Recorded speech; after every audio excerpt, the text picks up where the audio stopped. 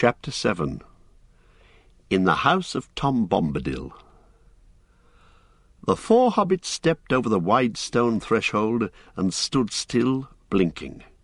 They were in a long, low room, filled with the light of lamps swinging from the beams of the roof, and on the table of dark, polished wood stood many candles, tall and yellow, burning brightly. In a chair, at the far side of the room facing the outer door, sat a woman. Her long yellow hair rippled down her shoulders. Her gown was green, green as young reeds, shot with silver like beads of dew, and her belt was of gold, shaped like a chain of flag-lilies, set with the pale blue eyes of forget-me-nots. About her feet, in wide vessels of green and brown earthenware, white water-lilies were floating, so that she seemed to be enthroned in the midst of a pool. "Enter, good guests," she said, and as she spoke they knew that it was her clear voice they had heard singing. They came a few timid steps further into the room, and began to bow low, feeling strangely surprised and awkward, like folk that, knocking at a cottage door to beg for a drink of water, have been answered by a fair young elf-queen clad in living flowers. But before they could say anything, she sprang lightly up and over the lily bowls, and ran laughing towards them, and as she ran her gown rustled softly like the wind in the flowering borders of a river. "Come, dear folk," she said, taking Frodo by the hand, "laugh and be merry. I'm Goldberry, daughter of the river." Then lightly she passed them, and closing the door she turned her back to it, with her white arms spread out across it. "Let us shut out the night," she said, "for you are still afraid, perhaps, of mist and tree shadows and deep water and untamed things. Fear nothing, for tonight you are under the roof of Tom Bombadill." The hobbits looked at her in wonder, and she looked at each of them and smiled. "Fair Lady Goldberry," said Frodo at last, feeling his heart moved with a joy that he did not understand. He stood as he had at times stood enchanted by fair elven voices, but the spell that was now laid upon him was different. Less keen and lofty was the delight, but deeper and nearer to mortal heart. Marvellous, and yet not strange. "Fair Lady Goldberry," he said again, "now the joy that was hidden in the songs we heard is made plain to me. O slender as a willow wand, O clearer than clear water, O reed by the living pool, fair river daughter, O springtime and summertime, and spring again after, O wind on the waterfall, and the leaves' laughter." Suddenly he stopped and stammered, overcome with surprise to hear himself saying such things. But Goldberry laughed. "Welcome," she said. "I had not heard that folk of the Shire were so sweet-tongued. But I see you are an elf friend. The light in your eyes and the ring in your voice tells it. This is a merry meeting. Sit now and wait for the master of the house. He will not be long. He's tending your tired beasts."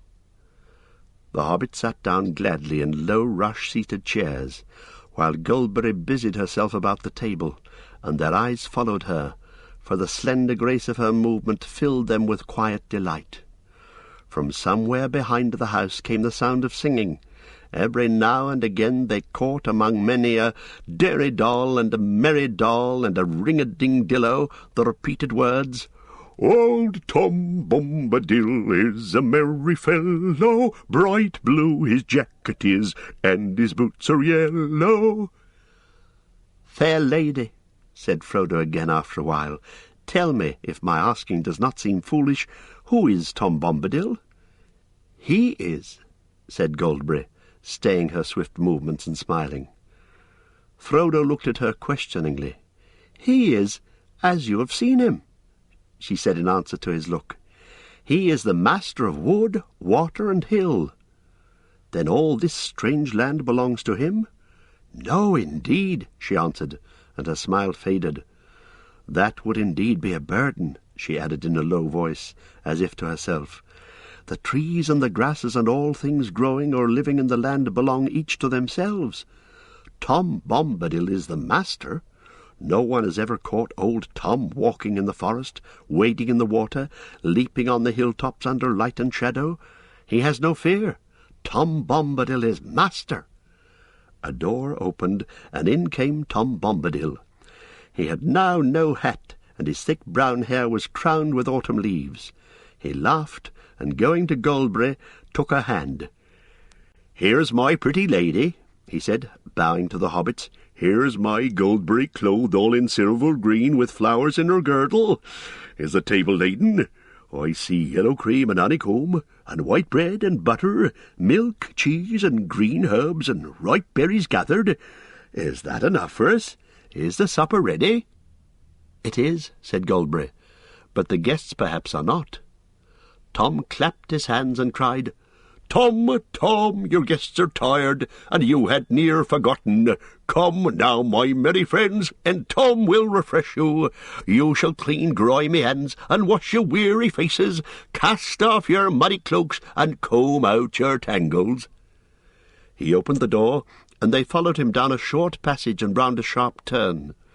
They came to a low room with a sloping roof, a penthouse, it seemed, built on to the north end of the house. Its walls were of clean stone, but they were mostly covered with green hanging mats and yellow curtains. The floor was flagged and strewn with fresh green rushes. There were 4 deep mattresses, each piled with white blankets, laid on the floor along one side. Against the opposite wall was a long bench laden with wide earthenware basins, and beside it stood brown ewers filled with water, some cold, some steaming hot. There were soft green slippers set ready beside each bed. Before long, washed and refreshed, the hobbits were seated at the table, 2 on each side, while at either end sat Goldberry and the master. It was a long and merry meal. Though the hobbits ate, as only famished hobbits can eat, there was no lack. The drink in their drinking bowls seemed to be clear, cold water, yet it went to their hearts like wine and set free their voices.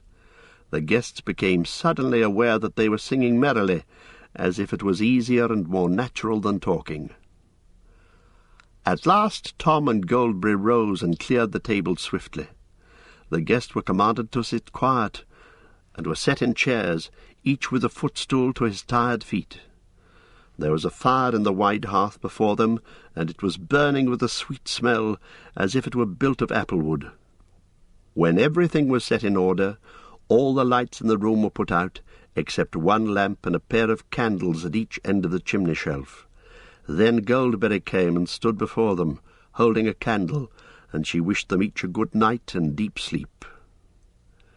"Have peace now," she said, "until the morning.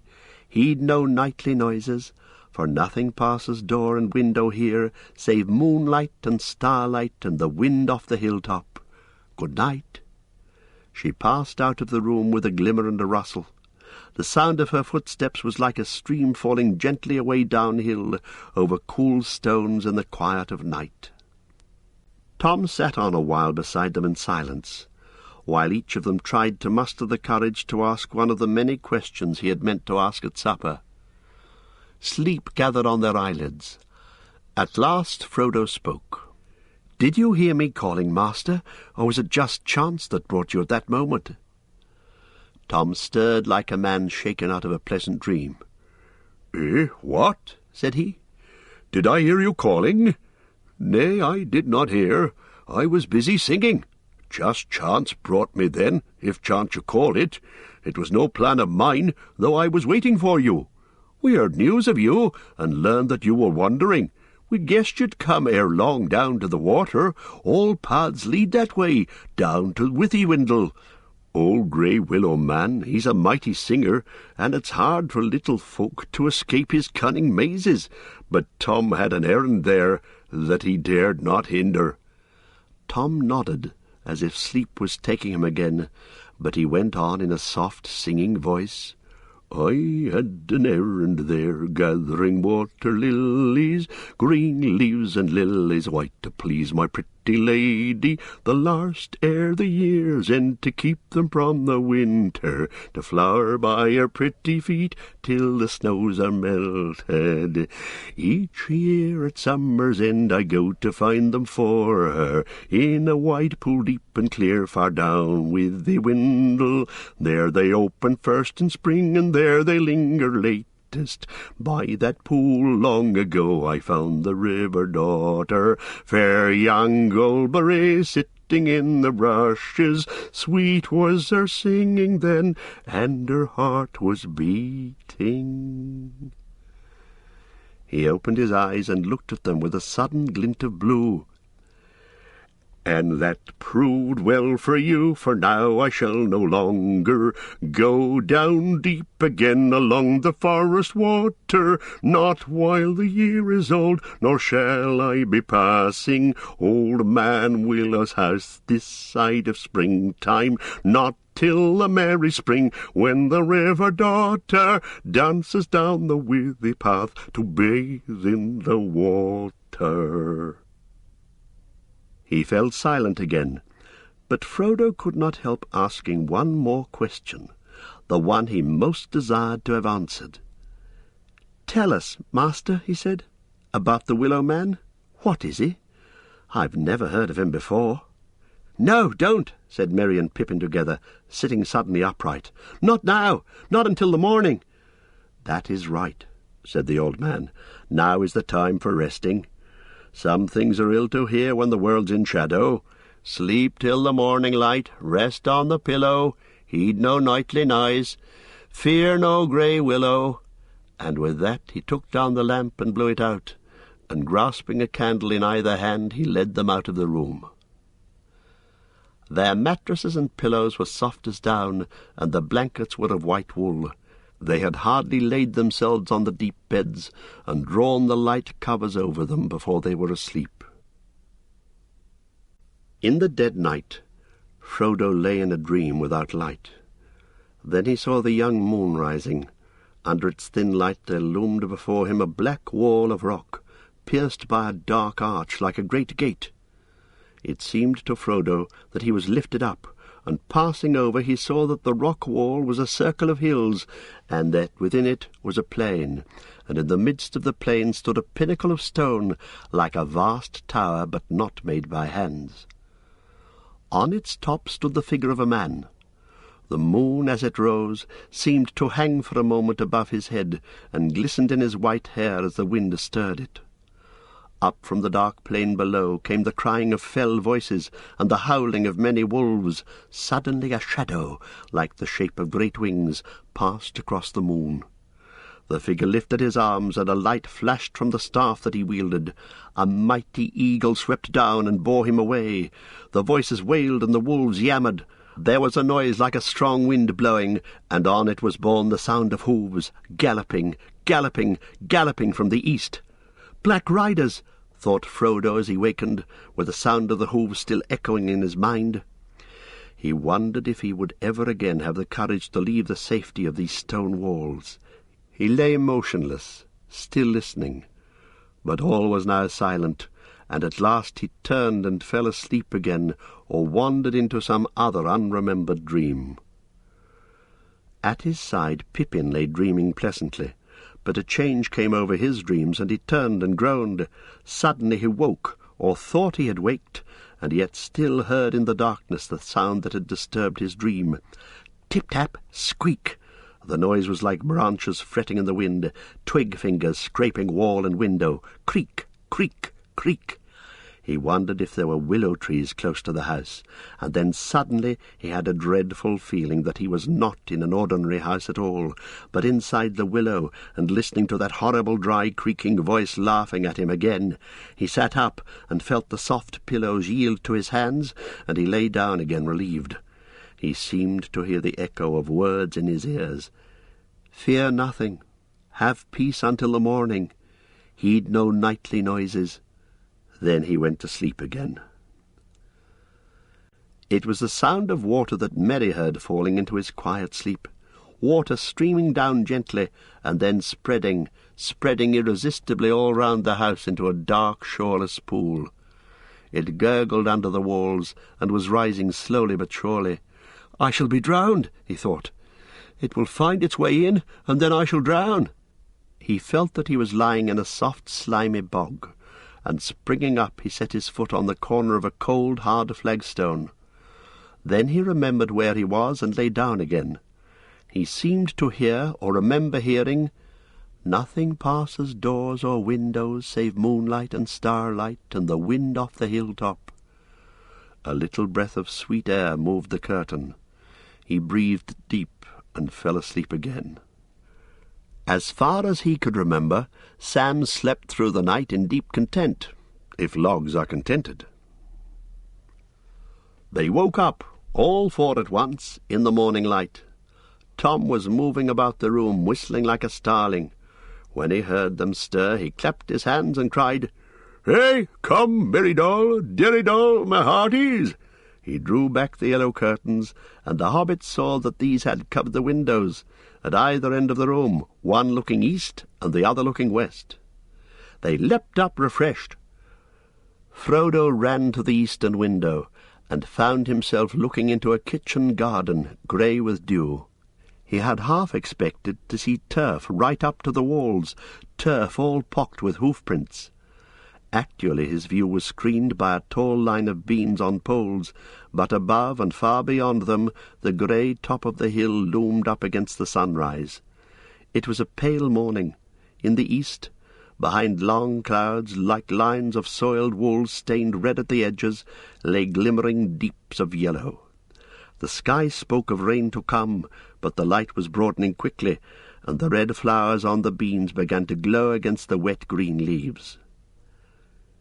Pippin looked out of the western window, down into a pool of mist. The forest was hidden under a fog. It was like looking down onto a sloping cloud roof from above. There was a fold or channel where the mist was broken into many plumes and billows, the valley of the Withywindle. The stream ran down the hill on the left and vanished into the white shadows. Near at hand was a flower garden and a clipped hedge silver-netted, and beyond that grey-shaven grass pale with dewdrops. There was no willow tree to be seen. "Good morning, merry friends!" cried Tom, opening the eastern window wide. A cool air flowed in. It had a rainy smell. "Sun won't show her face much today, I'm thinking. I have been walking wide, leaping on the hilltops, since the grey dawn began, nosing wind and weather, wet grass underfoot, wet sky above me. I wakened Galbraith singing under window, but naught wakes hobbit folk in the early morning.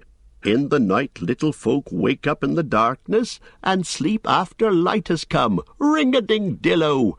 Wake now, my merry friends. Forget the nightly noises. Ring-a-ding-dillo-dell. Derry-dell, my hearties. If you come soon, you'll find breakfast on the table. If you come late, you'll get grass and rain-water." Needless to say, not that Tom's threat sounded very serious, the hobbits came soon, and left the table late, and only when it was beginning to look rather empty. Neither Tom nor Goldberry were there. Tom could be heard about the house, clattering in the kitchen, and up and down the stairs, and singing here and there outside. The room looked westward over the mist-clouded valley, and the window was open. Water dripped down from the thatched eaves above. Before they had finished breakfast, the clouds had joined into an unbroken roof, and a straight grey rain came softly and steadily down. Behind its deep curtain the forest was completely veiled. As they looked out of the window, there came falling gently, as if it was flowing down the rain out of the sky, the clear voice of Goldberry singing up above them. They could hear few words, but it seemed plain to them that the song was a rain-song, as sweet as showers on dry hills, that told the tale of a river from the spring in the highlands to the sea far below. The hobbits listened with delight, and Frodo was glad in his heart, and blessed the kindly weather, because it delayed them from departing. The thought of going had been heavy upon him from the moment he awoke, but he guessed now that they would not go further that day. The upper wind settled in the west, and deeper and wetter clouds rolled up to spill their laden rain on the bare heads of the downs. Nothing could be seen all round the house but falling water.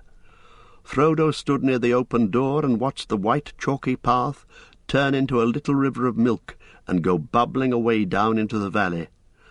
Tom Bombadil came trotting round the corner of the house, waving his arms as if he were warding off the rain, and indeed when he sprang over the threshold he seemed quite dry, except for his boots. These he took off and put into the chimney corner. Then he sat in the largest chair and called the hobbits to gather round him. "This is Goldberry's washing day," he said, "and her autumn cleaning. Too wet for hobbit folk. Let them rest while they are able. It's a good day for long tales, for questions and for answers, so Tom will start the talking." He told them many remarkable stories, sometimes half as if speaking to himself, sometimes looking at them suddenly with a bright blue eye under his deep brows. Often his voice would turn to song, and he would get out of his chair and dance about. He told them tales of bees and flowers, the ways of trees, and the strange creatures of the forest, about the evil things and good things, things friendly and things unfriendly, cruel things and kind things, and secrets hidden under brambles. As they listened, they began to understand the lives of the forest, apart from themselves, indeed to feel themselves as the strangers where all other things were at home. Moving constantly in and out of his talk was Old Man Willow, and Frodo learned now enough to content him, indeed more than enough, for it was not comfortable lore. Tom's words laid bare the hearts of trees and their thoughts, which were often dark and strange, and filled with a hatred of things that go free upon the earth, gnawing, biting, breaking, hacking, burning, destroyers and usurpers. It was not called the Old Forest without reason, for it was indeed ancient, a survivor of vast forgotten woods, and in it there lived yet, aging no quicker than the hills, the fathers of trees, remembering times when they were lords. The countless years had filled them with pride and rooted wisdom, and with malice. But none were more dangerous than the great willow. His heart was rotten, but his strength was green, and he was cunning, and a master of winds, and his song and thought ran through the woods on both sides of the river. His grey, thirsty spirit drew power out of the earth, and spread like fine root threads in the ground, and invisible twig fingers in the air, till it had under its dominion nearly all the trees of the forest from the hedge to the downs. Suddenly Tom's talk left the woods and went leaping up the young stream, over bubbling waterfalls, over pebbles and worn rocks, and among small flowers in close grass and wet crannies, wandering at last up on to the downs. They heard of the great barrows, and the green mounds, and the stone rings upon the hills, and in the hollows among the hills. Sheep were bleating in flocks. Green walls and white walls rose. There were fortresses on the heights. Kings of little kingdoms fought together, and the young sun shone like fire on the red metal of their new and greedy swords. There was victory and defeat, and towers fell, fortresses were burned, and flames went up into the sky. Gold was piled on the biers of dead kings and queens, and mounds covered them, and the stone doors were shut, and the grass grew over all. Sheep walked for a while, biting the grass, but soon the hills were empty again. A shadow came out of dark places far away, and the bones were stirred in the mounds. Barrow-wights walked in the hollow places with a clink of rings on cold fingers, and gold chains in the wind. Stone rings grinned out of the ground like broken teeth in the moonlight. The hobbits shuddered. Even in the Shire, the rumour of the Barrow-wights of the Barrow Downs beyond the forest had been heard, but it was not a tale that any hobbit liked to listen to, even by a comfortable fireside far away. These four now suddenly remembered what the joy of this house had driven from their minds. The house of Tom Bombadil nestled under the very shoulder of those dreaded hills. They lost the thread of his tale and shifted uneasily, looking aside at one another. When they caught his words again, they found that he had now wandered into strange regions beyond their memory and beyond their waking thought, into times when the world was wider and the seas flowed straight to the western shore. And still on and back Tom went singing out into ancient starlight, when only the elf sires were awake. Then suddenly he stopped, and they saw that he nodded as if he was falling asleep. The hobbit sat still before him and chanted, and it seemed as if, under the spell of his words, the wind had gone, and the clouds had dried up, and the day had been withdrawn, and a darkness had come from east and west, and all the sky was filled with the light of white stars. Whether the morning and evening of one day or of many days had passed, Frodo could not tell. He did not feel either hungry or tired, only filled with wonder. The stars shone through the window, and the silence of the heavens seemed to be round him. He spoke at last out of his wonder and a sudden fear of that silence. "Who are you, master?" he asked. "Eh, what?" said Tom, sitting up, and his eyes glinting in the gloom. "Don't you know my name yet? That's the only answer. Tell me, who are you, alone, yourself, and nameless? But you are young, and I am old. Eldest, that's what I am. Mark my words, my friends. Tom was here before the river and the trees. Tom remembers the first raindrop and the first acorn. He made paths before the big people, and saw the little people arriving. He was here before the kings and the graves and the Barrow-wights. When the elves passed westward, Tom was here already, before the seas were bent. He knew the dark under the stars when it was fearless, before the Dark Lord came from outside." A shadow seemed to pass by the window, and the hobbits glanced hastily through the panes. When they turned again, Goldberry stood in the door behind, framed in light. She held a candle, shielding its flame from the draught with her hand, and the light flowed through it, like sunlight through a white shell. "The rain has ended," she said, "and new waters are running downhill under the stars. Let us now laugh and be glad." "And let us have food and drink," cried Tom. "Long tales are thirsty, and long listening's hungry work, morning, noon, and evening." With that he jumped out of his chair, and with a bound took a candle from the chimney shelf and lit it in the flame that Goldberry held. Then he danced about the table. Suddenly he hopped through the door and disappeared. Quickly he returned, bearing a large and laden tray. Then Tom and Goldberry set the table, and the hobbit sat half in wonder and half in laughter. So fair was the grace of Goldberry, and so merry and odd the caperings of Tom. Yet in some fashion they seemed to weave a single dance, neither hindering the other, in and out of the room, and round about the table, and with great speed. Food and vessels and lights were set in order. The boards blazed with candles, white and yellow. Tom bowed to his guests. "Supper is ready," said Goldberry, and now the hobbits saw that she was clothed all in silver with a white girdle, and her shoes were like fish's mail. But Tom was all in clean blue, blue as rain-washed forget-me-nots, and he had green stockings. It was a supper even better than before. The hobbits, under the spell of Tom's words, may have missed one meal or many, but when the food was before them, it seemed at least a week since they had eaten. They did not sing or even speak much for a while, and paid close attention to business. But after a time their hearts and spirits rose high again, and their voices rang out in mirth and laughter. After they had eaten, Goldberry sang many songs for them, songs that began merrily in the hills and fell softly down into silence.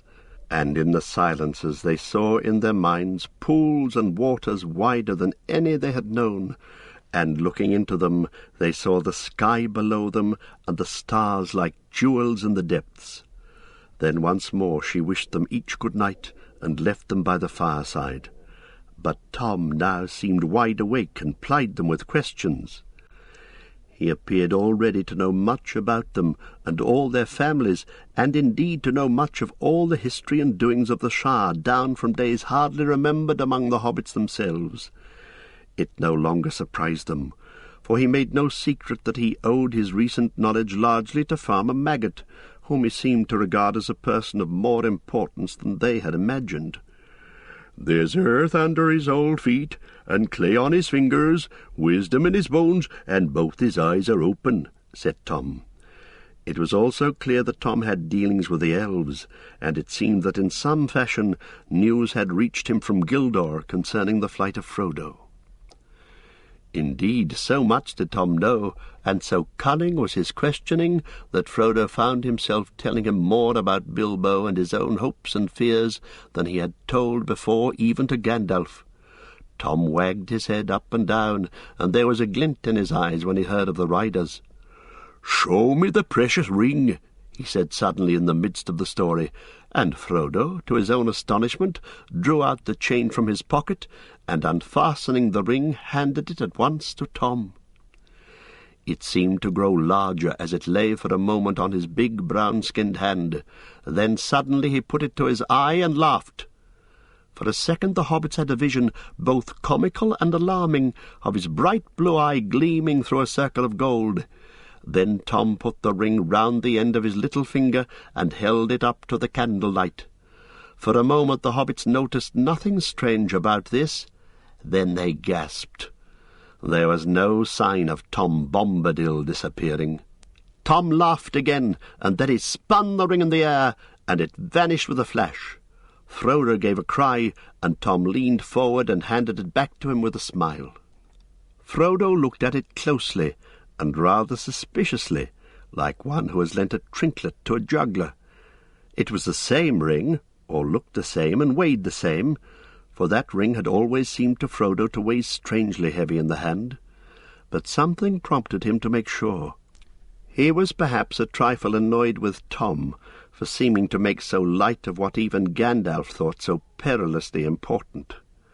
He waited for an opportunity, when the talk was going again, and Tom was telling an absurd story about badgers and their queer ways. Then he slipped the ring on. Merry turned towards him to say something and gave a start, and checked an exclamation. Frodo was delighted, in a way. It was his own ring all right, for Merry was staring blankly at his chair, and obviously couldn't see him. He got up and crept quietly away from the far side toward the outer door. "Hey there!" cried Tom, glancing towards him with a most seeing look in his shining eyes. "Hey, come, Frodo, there! Where be you a-going? Old Tom Bombadil's not as blind as that yet. Take off your golden ring. Your hand's more fair without it. Come back, leave your game, and sit down beside me. We must talk a while more, and think about the morning. Tom must teach the right road, and keep your feet from wandering." Frodo laughed, trying to feel pleased, and taking off the ring, he came and sat down again. Tom now told them that he reckoned the sun would shine tomorrow, and that it would be a glad morning, and setting out would be hopeful. But they would do well to start early, for weather in that country was a thing that even Tom could not be sure of for long, and it would change sometimes quicker than he could change his jacket. "I am no weather master," he said, "nor is aught that goes on two legs." By his advice they decided to make nearly due north from his house, over the western and lower slopes of the downs. They might hope in that way to strike the east road in a day's journey, and avoid the barrows. He told them not to be afraid, but to mind their own business. "Keep to the green grass. Don't you go a-meddling with old stone or cold whites, or prying in their houses, unless you be strong folk with hearts that never falter." He said this more than once, and he advised them to pass barrows by on the west side, if they chanced to stray near one. Then he taught them a rhyme to sing, if they should by ill luck fall into any danger or difficulty the next day. "Ho, Tom Bombadil, Tom Bombadillo, by water, wood, and hill, by the reed and willow, by fire, sun, and moon, hearken now and hear us. Come, Tom Bombadill, for our need is near us. When they had sung this song all together after him, he clapped them each on the shoulder with a laugh, and taking candles, led them back to their bedroom.